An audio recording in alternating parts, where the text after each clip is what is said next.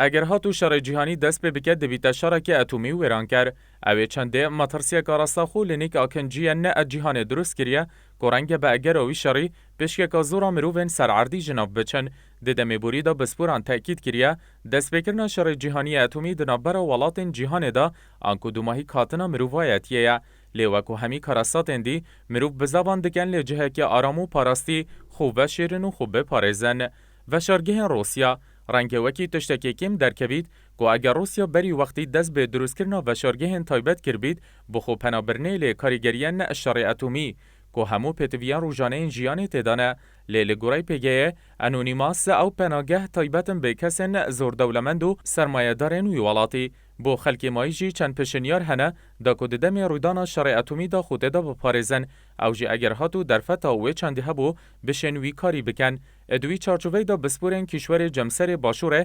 انتارکتیکا به اگج سلامترین دورن جهان دزانن. انتارکتیکا کشور انتارکتیکا او دوره کل سال 1959 وره ریکفتن کریه بوی چنده نابی چه جورا چکه اتمی تدا بهتا تاقی کرن هر وکو چا و هندک جه بسپوران دبیجن باجر بیرسا استرالی باجره که نمونه یه بخو وشارتن لیشار جهانی اتمی ده زریایه دا جبلی وان جهن هاتین گوتن گزیرتن دیرن باشور نیوزلندا و گزیرتا ایستر لی باشور زریا همن کنیزی که 200 میلیون جه کشور امریکا لاتین دیره جه که نمونه یه دا کل کارگرین هر شارک اتمی ده جهان دا پاراسیبن هر وکو بسپورن جوا که گزیرتن کربیاتا و گزیرتا مارشال و وکو جه که باش دست نشان کریه وکو دورک آرام و سلامت هاتیه دست نشان کرن بخو پاراستنان لی شار اتمی.